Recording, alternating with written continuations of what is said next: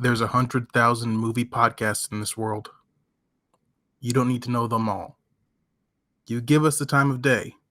We give you 45 minutes to an hour 15 window. All entertainment inside that window, we got you. Anything outside of that, you're on your own. You understand? Good. Welcome to the Sweaty Dive Podcast. I am one half of your host, known as Buff Charmander, joined as always by my good pal KG. Yo. And today we're here to talk about Drive, the 2011 film starring Ryan Gosling, wearing maybe the most iconic movie jacket of all time, playing a driver for criminals and stunts in movies.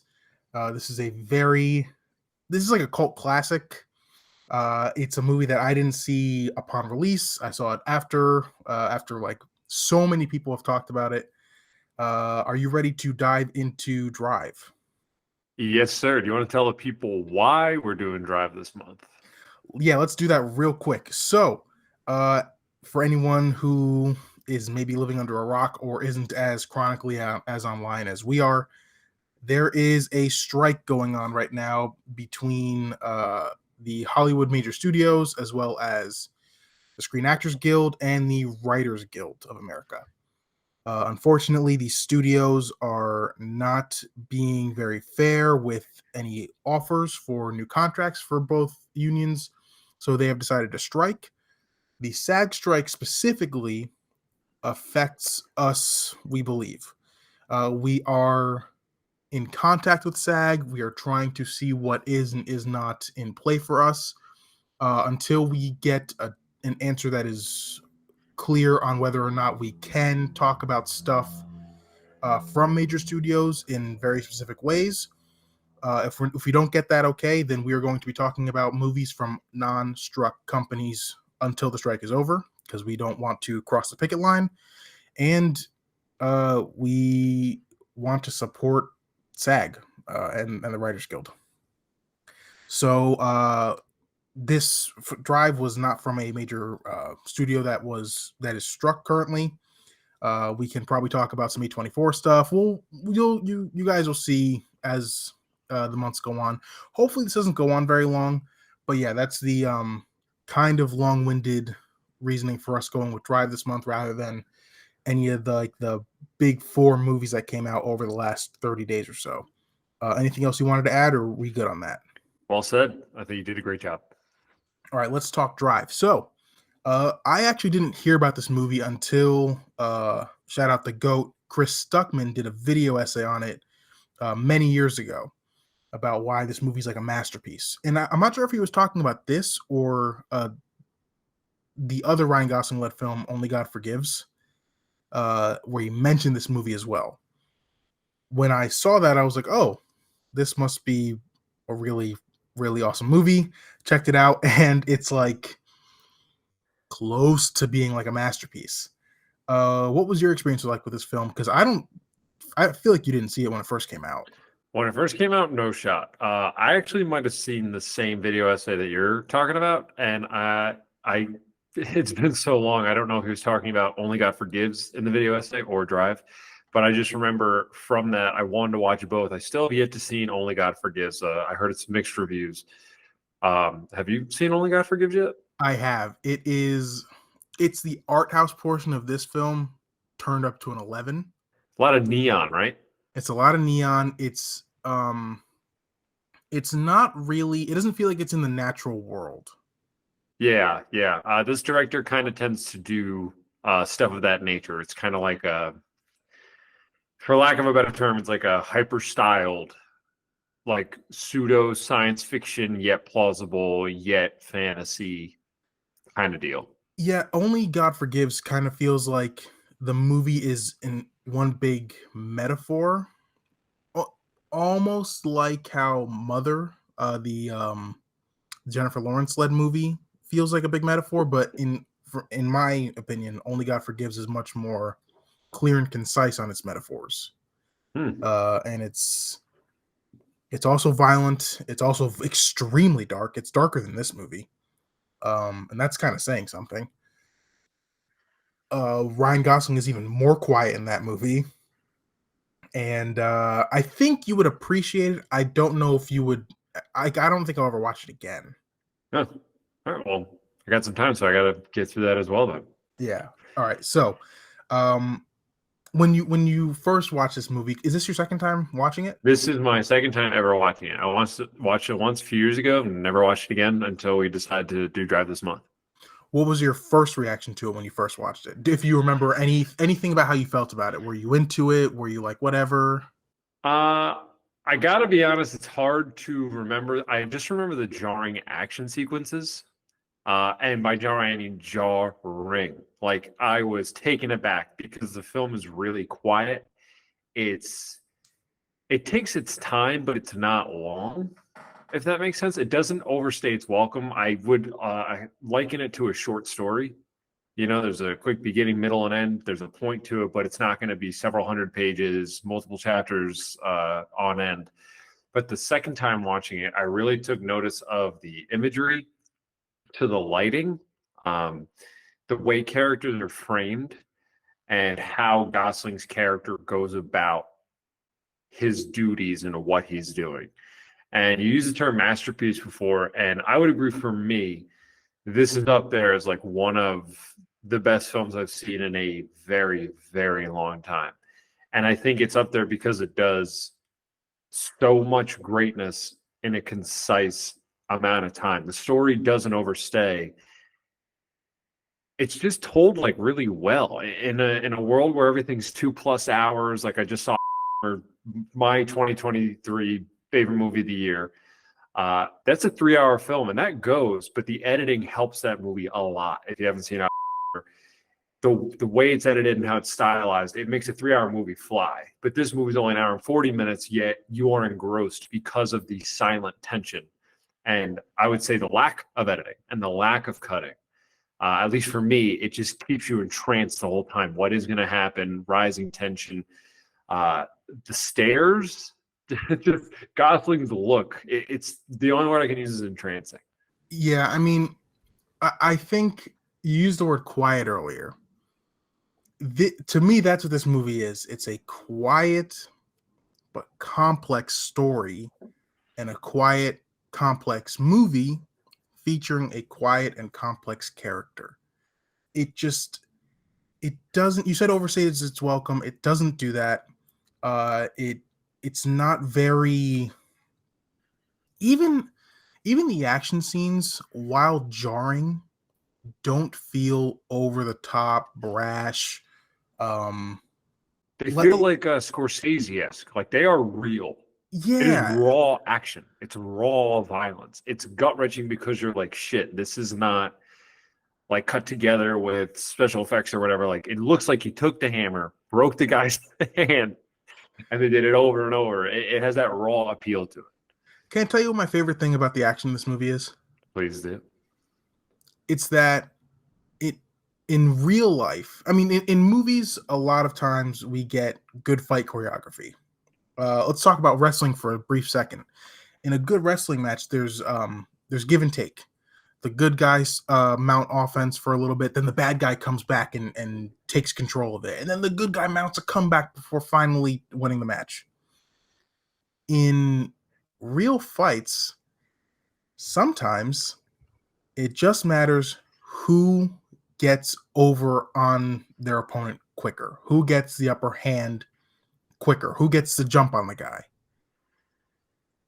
In nature, same thing. Sometimes, like with a scorpion and a frog, it's just who reads who quicker and who reacts faster.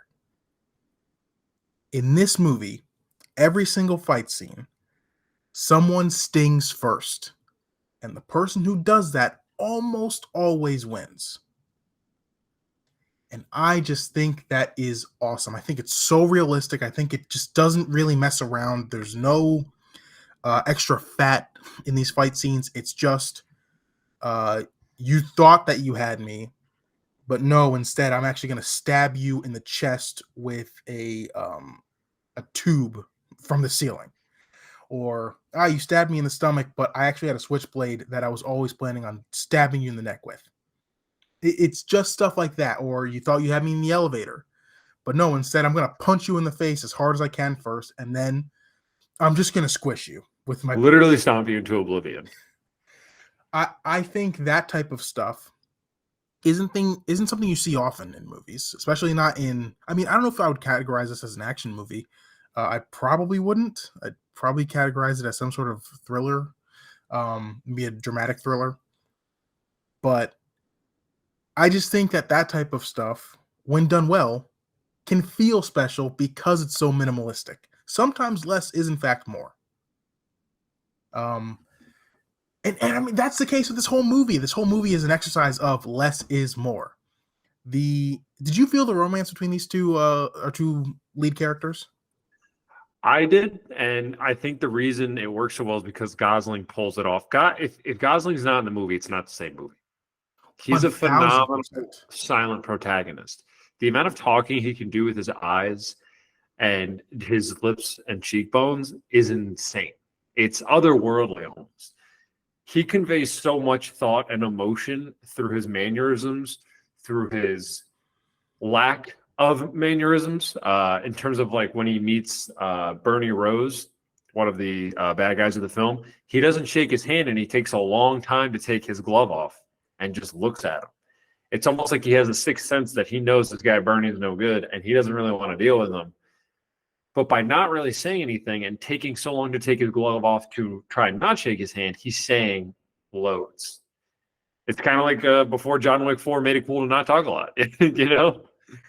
Yeah, well, yeah, that's actually a great way to put it. I mean, the loudest people in the movie, the people who talk the most, are kind of the dumbest ones.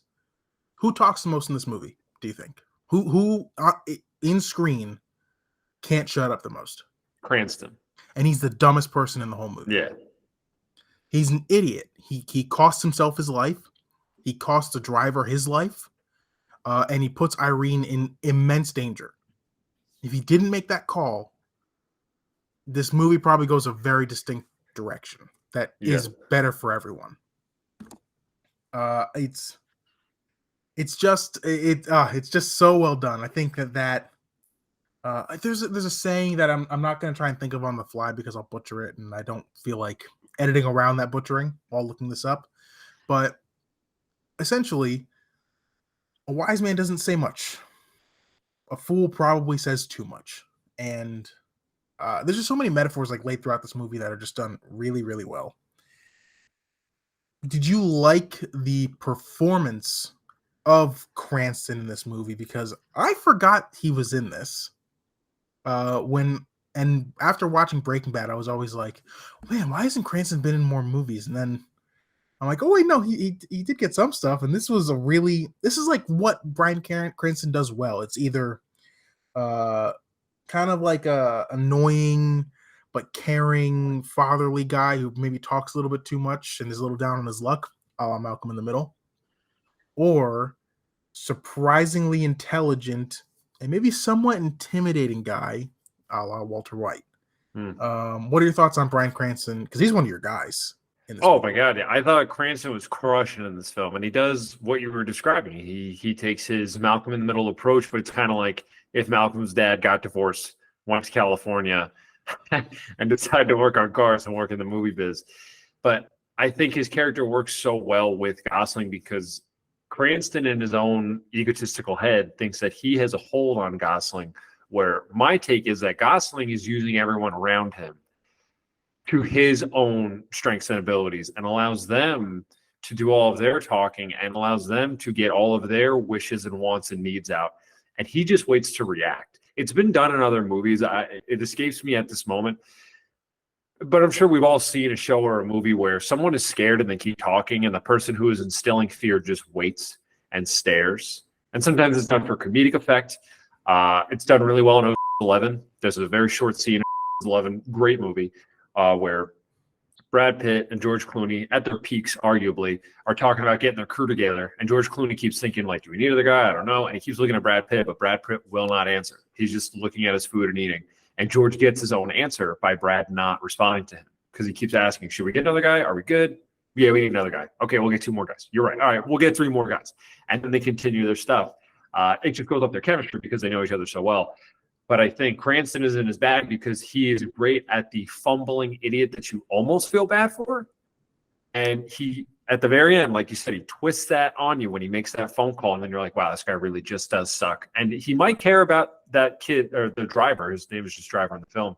He may actually have some feelings for him, but he's so caught up in his own head, his own games, his own stock car racing thing he wants to do, that he doesn't really care at the end of the day who he's going to hurt. And even though he might be remorseful afterwards, he still did the actions to hurt the people that were around him. So I thought he was great. I think that was really well done. A little fun fact, maybe not so fun fact, maybe a warning. If you're ever getting interviewed, usually by a media member, and they ask you a question and you answer it, and they don't say anything back to you, it's because they want more, and they think that you will be in silence, that you as a subject will be nervous and then overshare something, and then they'll get like a little something, like a nugget, like, oh, I got something here. If you feel like you've answered enough, just you stop talking too. You let them break the silence. Yeah, that silence period. Yeah, that's an interview trick that that interview subjects don't always know, and then they kind of overshare. Anyways, sorry about that. I thought that would be a fun little tidbit. No, I love it. I think Cranston's phenomenal in this movie. I don't think he's the second best performance, though. I kind of want to give it to Oscar Isaac.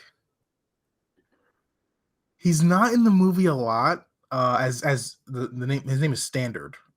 Yeah, honestly, the first time watching the movie, I was a little confused, but second time through, it is Standard Gabriel.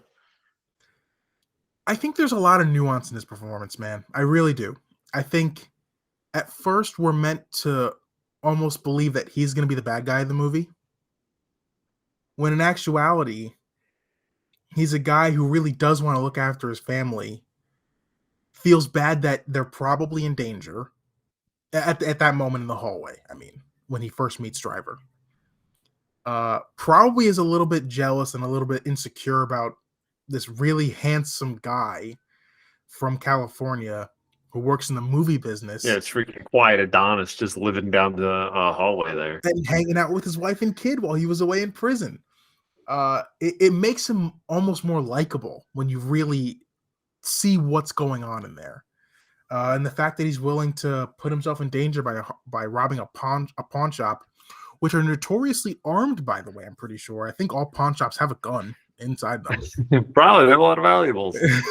So just to keep his family safe is kind of wonderful. I think it's an under discussed performance in this movie, is what I would say. Would you agree, or do you have someone else as like your second favorite performance? No, or is it Cranston? I think Oscar Isaac does a really good job of adding like rising tension, because he's clearly unnerved that Silent Adonis over here has shoveled in on his family for the last few weeks, possibly months. And he's just trying to probably make amends for what he did, while also rebuilding his relationship with his son, who I think he genuinely loves and cares for. But I think his relationship with Irene, played by Carey Mulligan, the way I interpreted their story is that they kind of met one day. I'm going to assume he was probably like 22, 23. She lied about her age. She was actually 17, not 19. Within a year of dating, she became pregnant with his child. And I feel as though his overbearing love for their possible future together kept her in their relationship. Throughout the film, she doesn't seem to like... she could have loved him at some point, but I think once she sees Gosling and sees the joy that her son has with this silent protagonist who just kind of wants to be with them in the moment, she has newfound joy. She kind of wants to start anew, but then her husband comes back. I thought one of the best scenes in the whole film is when she tells Gosling, "My husband's coming back in a week," because the way that the camera goes from her to him, not a word is uttered for like 3-4 minutes, and you could just see his expression change oh so subtly, but she sees it and she feels like gut-wrenched, just gut-wrenched. And again, it goes to Gosling for his silent performance, just otherworldly stuff, man, the way he can just communicate all that. And doesn't Oscar Isaac's character talk a lot while he's on screen? Yeah, he's always unsure of himself. To me, he Always. always is second guessing himself. He's always unsure as to what to do, how to act. Where Gosling is very calculated. I feel as though Gosling kind of gets him to do this job. Probably because I he's like, don't there's no other know. option. I think if he's looking at it calculatedly, like I think he does have feelings for Irene and the boy Benice, but I think in his head, as long as they're just safe, he's fine. I genuinely don't think he needs to like be with them constantly or be in love with her and have like this big family thing. I'm going to get in his character in a little bit. I think he just wants them to be safe, but he knows if Oscar Isaac's character doesn't do this, they're all fucked. So he has to do this job. So he would rather do the job with him and know that it's more than likely going to get done right than have him just do it by himself. Yeah, exactly. Yeah, it's just so there's just so much there. I forgot Ron Perlman was in this movie. Yeah, what a piece of shit. And Albert Brooks is really good. I don't think Ron Perlman's the worst person in this movie, though. I think it's acting Cook. wise or behavior. Behavior. I think it's Cook. Cook is the is that the guy who breaks his hand? Yeah, who driver breaks his hand. Yeah. I think he's the worst human being in this movie. Why? How so? He's the first one because once you threaten a kid, it's like, oh, you're probably scum of the earth. And he's the one who threatens what's his name? Benicio. Yeah, he's the one who threatens Benicio. That's fair.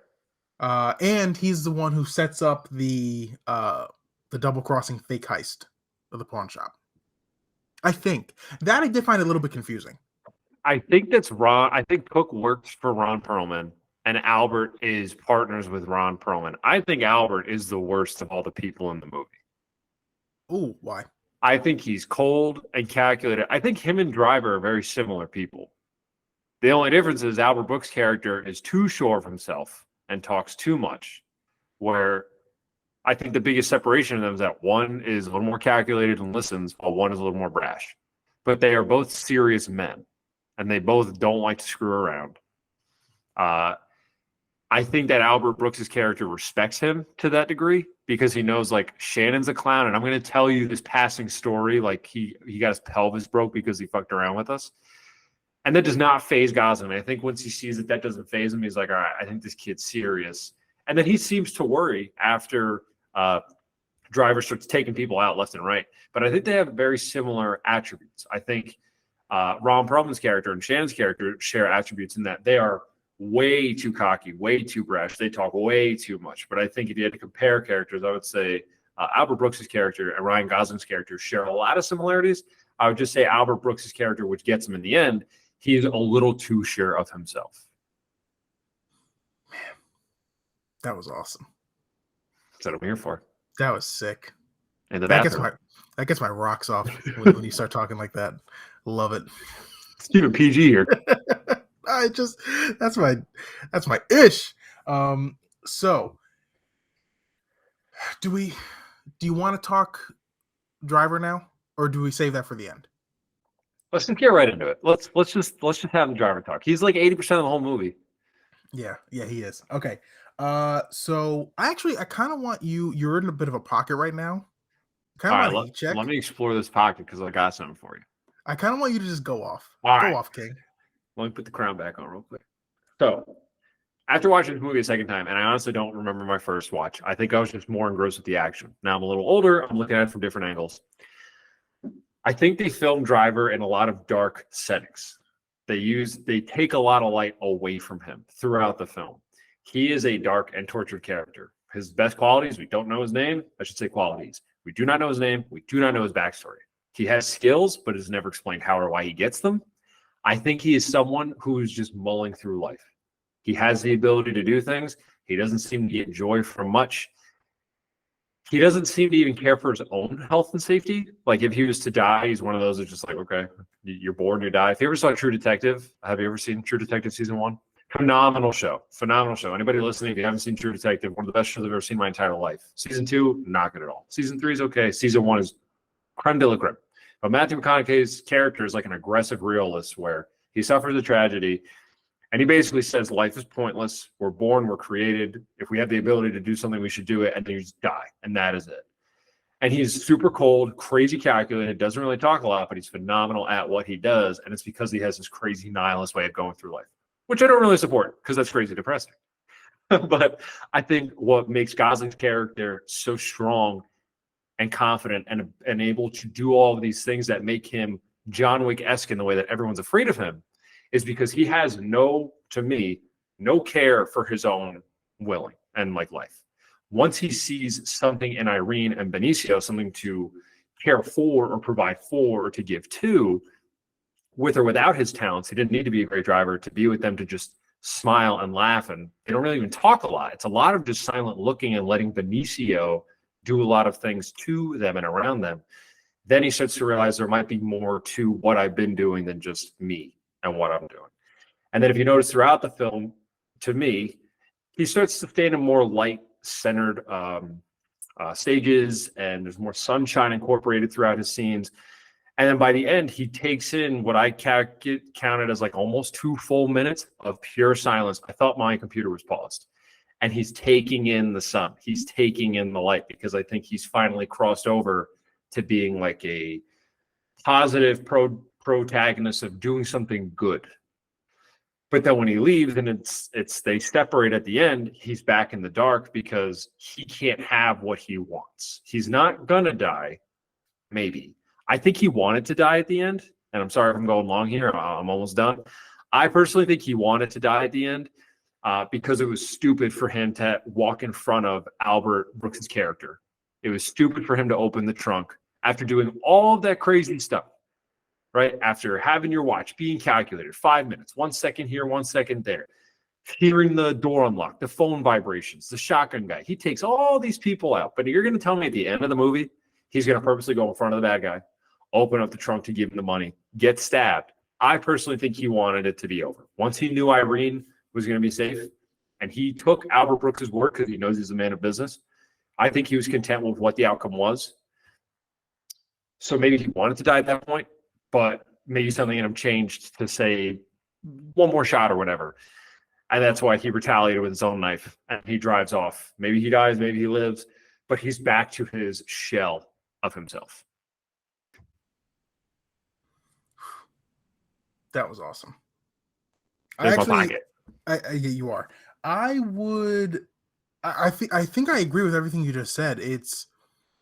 That's the genius of this character, is that I kind of love in art when you see something and you think it's pretty clearly there, but it's never explicitly said. And sometimes it takes someone pointing it out to you, like yourself, for you to really realize what just happened. I didn't read that from the movie at all. I think I was so taken aback because I had forgotten how the movie ended. I knew that he gets hurt and that it's implied that he's gonna live, but it's up in the air a little bit. But I forget what exactly happened. Yeah, he just drives off and she goes to his door to check, and then she's upset that he's not there, and then it ends. Yeah, and not even just that. It's you mentioning him sitting there in the car letting the sunlight hit him. I'd forgotten about that because when I watched it, I thought something was wrong with the audio on my computer. Yeah, I thought it paused. I thought my thing just stopped. So now you mentioning that, I think you're dead on to something there. And he even says to her, now that I'm thinking about it, he says to her on the phone call when he leaves a message. Or I forget if he leaves a message or if he's talking to her directly. But he says, I'm going somewhere, and I don't know if he says I don't think I'm coming back or I'm not coming back. He's probably saying I'm probably gonna die here. That's how I interpreted it. I wasn't sure when I first watched the movie, and even now, I wasn't sure if he was saying I have to leave and never come back. I have to go to Mexico, like Cranston's character had said. But now I think you're right. I think he thought he was going to die. I think he was expecting to. Maybe he wanted to because he would finally be at peace after all this. But he didn't. and now he's just back into driving. It's almost similar to Taxi Driver in a way. Hmm. At the end there, where he's smiling and he puts the finger gun to his head and pretends to blow his brains out, but then he actually doesn't die, and he's back to. And you think he's okay talking to his friends at the end. Then he gets in the cab, starts driving. He hears a noise, and he gets agitated again and grabs the mirror. He's right back to his old dark life. Mm-hmm. And I can't help but wonder if we're in the same lane here. And who knows if he ever cared about living. Early on in the film, we see him doing the stunt. He doesn't even look at the waivers. The guy says it's okay if you die, basically. Yeah. And he just signs it without even thinking about it, with that mask on, no expression, no soul, nothing. And at first, maybe you think that's a criminal's ego right there, thinking that he's gonna be fine, he's gonna walk away scot free. Um, he's a professional. Shout out, Mr. Pink. But no, it's probably that he didn't really care what happened to him, because life always just kind of happened to this kid. Mm. And we don't know what happened to him. It's probably really awful. It's very clear he's killed people before, but he probably doesn't like to because he says no guns. It's not because he doesn't want to get caught. I think it's because he doesn't like the violence. He doesn't like the way his life has gone. Yeah, And if it's he, like he has this power that he knows he has, but he never wants to use it because of the way it makes him feel internally. When he hits the redheaded woman who was like conning him, Mhm. I was taken aback. I forgot that happens. And if you notice, he never raises his voice until Irene becomes involved. But he is so, and I keep using the same word, sorry for using it over and over. He is so calculated in his words and his mannerisms, how he points. Like, if you get up again, you're never getting it. Like, that's it. We're done. You see a little bit when the first scumbag guy comes over. He's like, remember that drive we did? And he's like, I'll kick your teeth and get away from me. How about you stop talking? But then when he hits the girl and like you can see it like kick on, it's something he has the ability to do, but I don't think he enjoys. And that's why with Irene, it was bliss because he didn't have to worry about anything. He didn't have to do any of that. He wouldn't have had to work another day. It would have been basically a fairy tale life. he even wow, like a princess and a frog. He even with the redheaded woman, he hits her when he knows he has to, right? She just he realizes this was an inside job. She had to have been in on it. Why else would the pawn shop owner have said there was only one person? He hits her once. He backhands her, right? Yeah. He doesn't hit her again. He doesn't hit her repeatedly to send a message. He hits her one time, and then he tells her explicitly, if you lie to me, then I will hurt you. He doesn't want to have to. He wants her to just tell him the truth. And he even gives her an opportunity beforehand. Uh And by the way, just for the record, still not cool to hit a woman. huh. I am just talking within the mindset of this character, right? Just being clear. But if you happen to double cross me in a robbery, I believe he asks her before he hits her what happened, and she lies. it's almost as if he knew she was going to say no because he's done this before. So he did the obligatory yada yada, and she was quick to lie. So he had to smack the sense into her. Like, all right, enough with the games. Now you know I'm serious. I'm more than just a driver. You have now one chance to tell me the truth. Yeah, and then he believed her. The scene in which she gets shot is insane. Hooray! It's wild. I totally forgot that you Her see head blows up. brains. Her head blows up. That's the first violent turn in the movie. That moment. Well, I mean, Oscar Isaac's character gets shot like 5 minutes before that, but it's not like overtly violent. It's like regular PG-13 It's just shooting. loud. It's like if you recall the movie Foxcatcher we saw years ago, Yes. how the ending was a literal bang because it's so quiet throughout. Like you have the stunt driving and stuff, but even his getaway from the police officers is not over the top. If you notice in the movie that the director, Nicholas, I want to say his name correctly. I don't know. Nicholas Wingen Refn, I believe. I hope. In all those intense driving scenes, it's quiet. There's no audio or there's no extra background tracking. There's no like whatever Fast and Furious BS. It is just the sounds of the cars. And that adds so much to what we're seeing as the viewer. Because the way I took it, we are in his hands. We are in control of the situation. The driver is in control. He turns his lights off when he wants. He stops when he wants. He turns when he wants. He is taking those people on a chase. He is not the one who is nervous.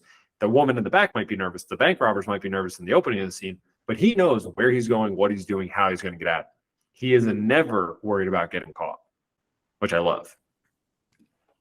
Maybe he doesn't care, but who knows? It's genius. It's wonderful. And then that turn happens, and everything in this movie's linked. Everything's linked to him. That violent turn happens at the same time he turns violent. He knows that now we are here. Someone just got murdered. Someone who I was in charge of just got murdered. So it's about to go down. It's about to get violent. It's about to get ugly. So let me put my gloves on, and I have to get to work. And it's instant. He's locked in from that moment on. He hears the phone vibrate. He's thinking to himself, what's this about? Could this be about, oh, there's shadows in the windowsill?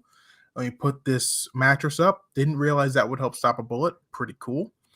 Well, he got a little grazing on the arm, but he didn't die. Oh, he did get a graze. You're right. And then we see that woman's head evaporate, turn into pudding pops. And then it's just nonstop for like 2 minutes. Just gunshot, punch to the face, kick to the ground, taking the, I forget what these are called, window rods, bang right to the chest explodes, takes a shotgun, turns around, boom, looks in the corner, blood splatter on the face. Oh my God. And the camera laying on his face. He's sweaty. He's out of breath. You can tell his heart rate is like through the roof, but he is so controlled. He's never like crying. He's never angry, like, I'm so mad at the world, like cartoonish, lost it. He might be internally screaming and doing backflips, who knows?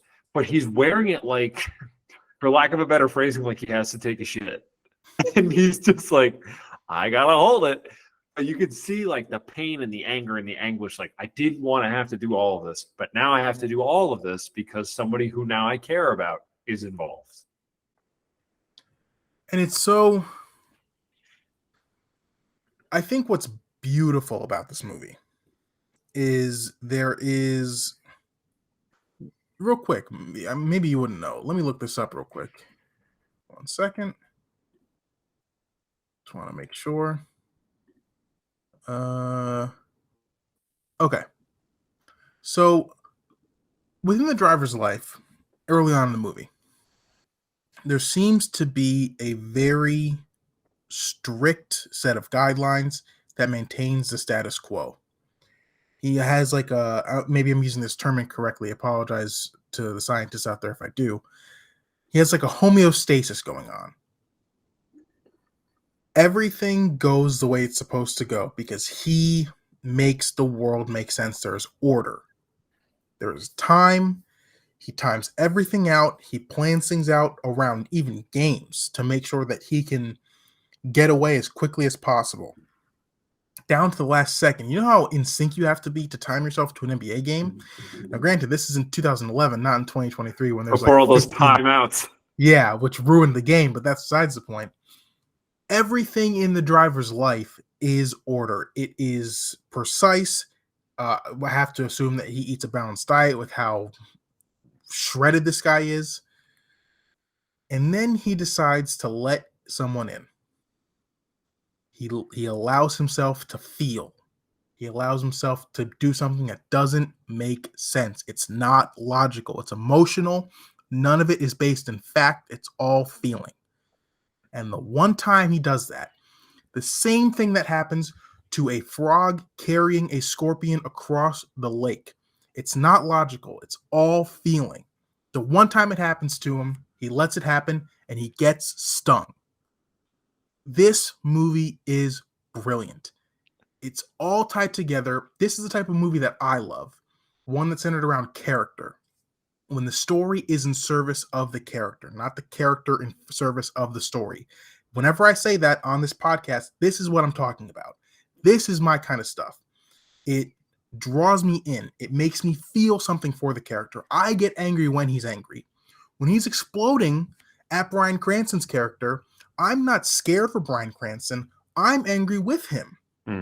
I'm saying, why would you do that? Maybe he should kill you. I feel the pain of seeing Benicio possibly getting whacked by these mobsters.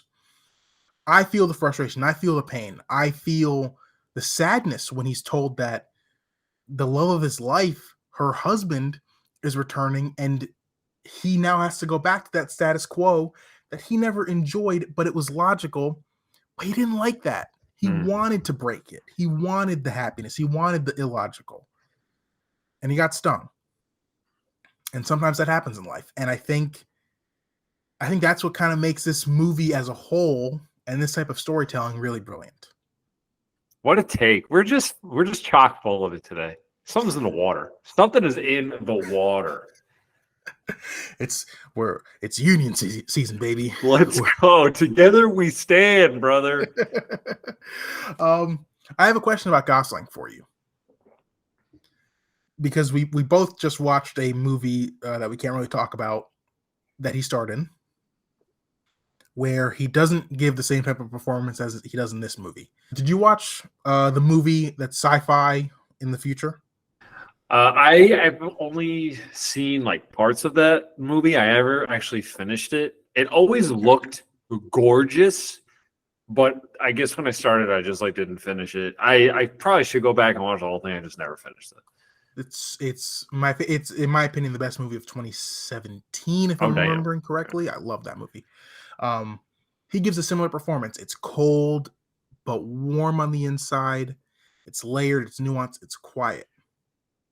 One of our favorite rom-coms, he plays a brash, out there, womanizing bro, essentially. And he's funny, he's witty, he's charming, he talks a lot. What do you think is Ryan Gosling's pocket? Do you think it's the silent stuff, or do you like hearing him kind of charm it up? I think what makes him so good is he's a bad yeller. This is my theory by the end of this movie. He's a bad yeller. He sounds like a little boy. And that's why it plays into his comedic roles. When he's serious, he is so foreboding when he just looks at you, because he's one of the few people that has the eyes with the face, and even his posture. It's slightly hunched, like he's ready to do something. He's not perfectly straight. He's not boyish. He looks like a man on a mission. But the second he raises his voice, it becomes whiny and borderline comedic, which is why in the Top movie with him and Russell Crowe, if you ever saw that one, when he yells and stuff, it's for laughs. It's for giggles. When he was a young football player, right? He's singing and dancing. He probably raises his voice there.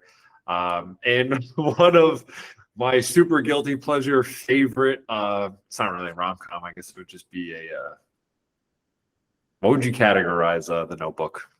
Just a romance? Yeah, a romance movie. Well, when he's like, "What do you want?" Hilarious. But when he yells in that, it's hard to take him, for me, serious. Like, Hugh Jackman has a phenomenal yelling voice. Phenomenal yelling voice. So he is stern, foreboding, and scary, but when he raises his voice, like in the film where his daughter is kidnapped and he wants to find her, and he starts breaking sinks, you are scared for everyone around you. Not just the person supposedly who did the crime, but the person who's trying to help him find people, the detective that's involved, himself. He's a scary man. But I think Ryan Gosling's best strength is he's not a good yeller.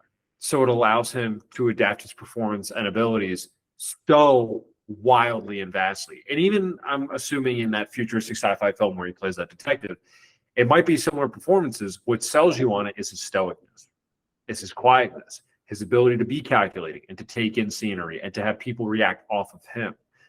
It's the best version of being yourself in every movie. if that makes sense. You know what's interesting about that take you just gave?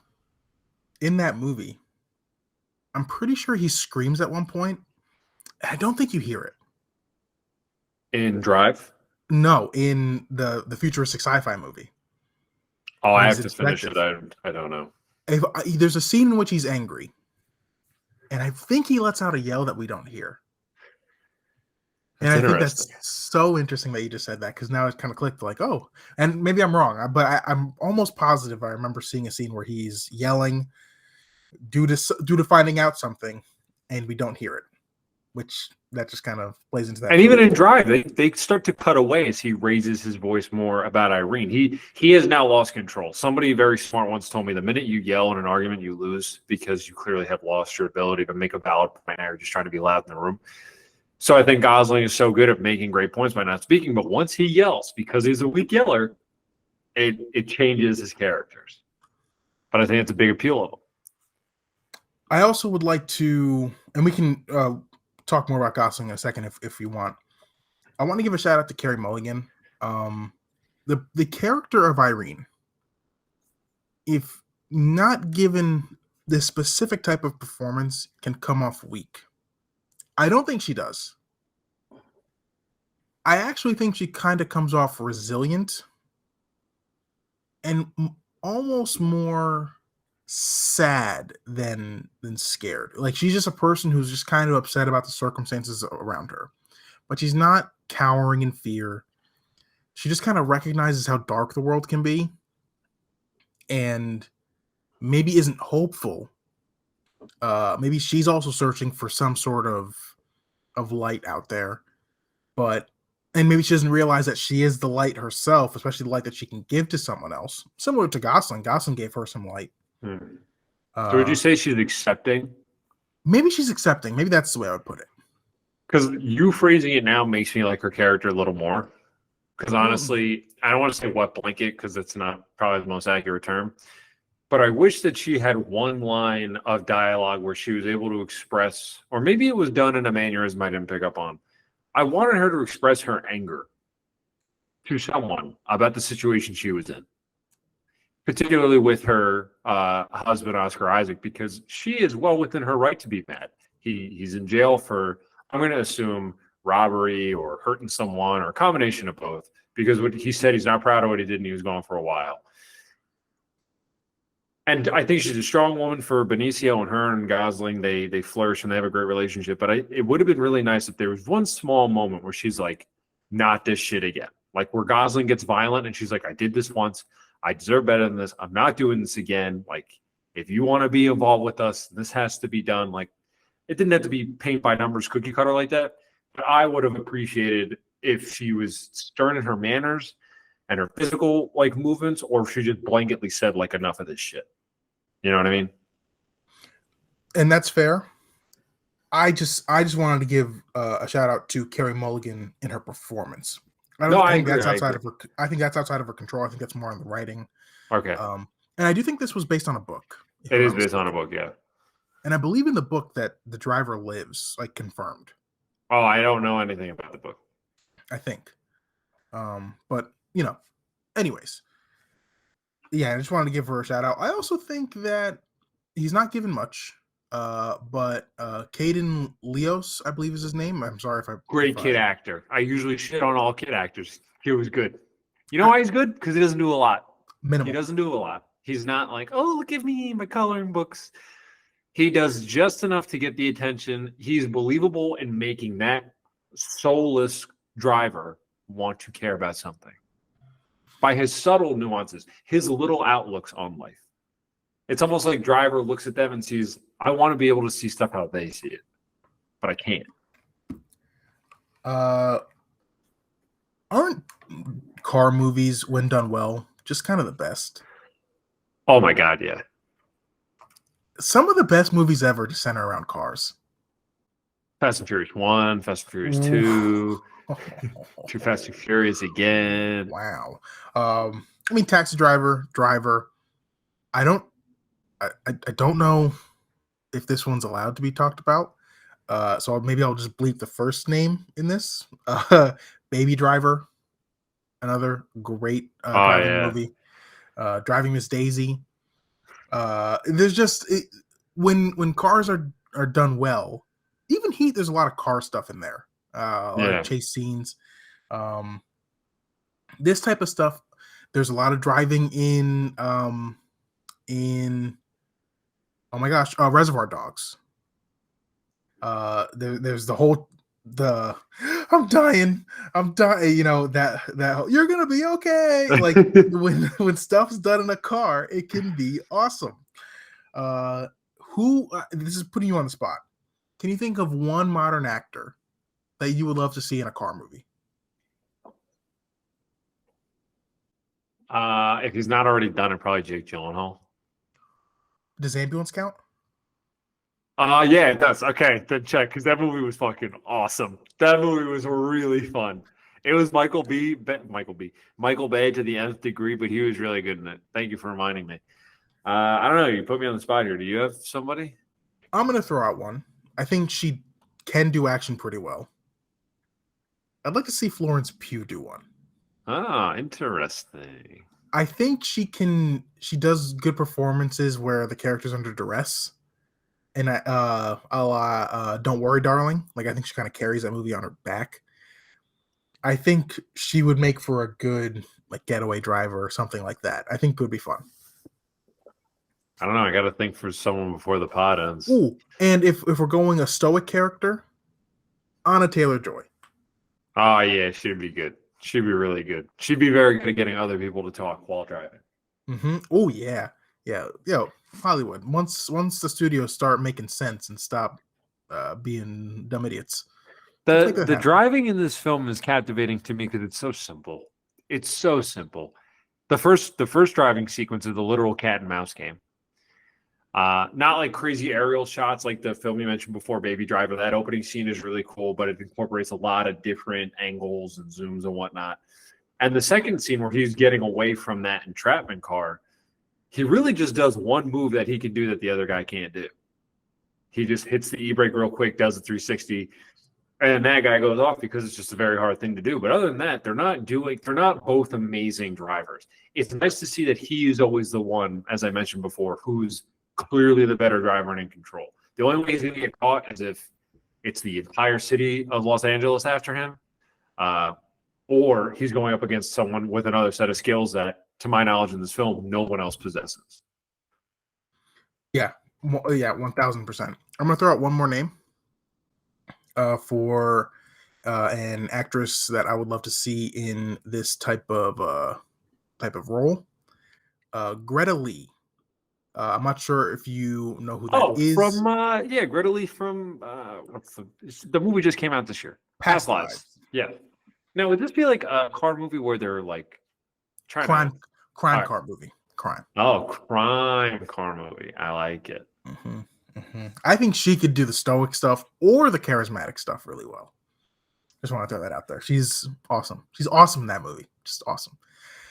Maybe we'll talk about that one day. Who knows? Yeah, I mean, is there anything else you wanted to touch on here? I don't know. It's a pretty short film. It's pretty concise. It, the movie just works so well because we're done. We covered. There's no what happens next. You don't need a prequel. It's a really cool Western might not be the right term, but you know those old kind of movies where you just put it on and it was like, here's a quick story about a lonesome cowboy or whatever, and we're done. And we just move on to the next book. It's kind of how we started this pod, or how I started the pod. It's just like a really concise short story. I'm actually curious to see how long the book is. It is 158 pages. Yeah, that's short. Is it? I don't read, so. That was funny. I would say in the grand scheme of books, isn't a script like a page is like a minute or whatever? Something like that. And most screenplays are like 90 plus pages, I think. Yeah, so this almost translates because this is an hour and 40 minutes. That's 150 something pages. That's almost 1-to-1, you know? So, of course, there's like liberties and changes. And if our movie math is wrong, we apologize. You know, we're just. Harry, you can't do math. I can just memorize movie facts, people. Well, we can pod, though. Oh, yeah. And I think that about wraps it up for this one. We did go with inside of our 45 minutes to hour 15 window. Uh, do you have a rating for this movie that you like to give? Are we Oh, going out of like 5 or going out of 10 I or liked out of 10. I just wanted to give you the Rotten Tomatoes average score. was it like a 78? No, the 93%, 79% audience rating, which is nuts to me. Sounds like a bunch of dummies watched it. 8.3 out of 10 average rating.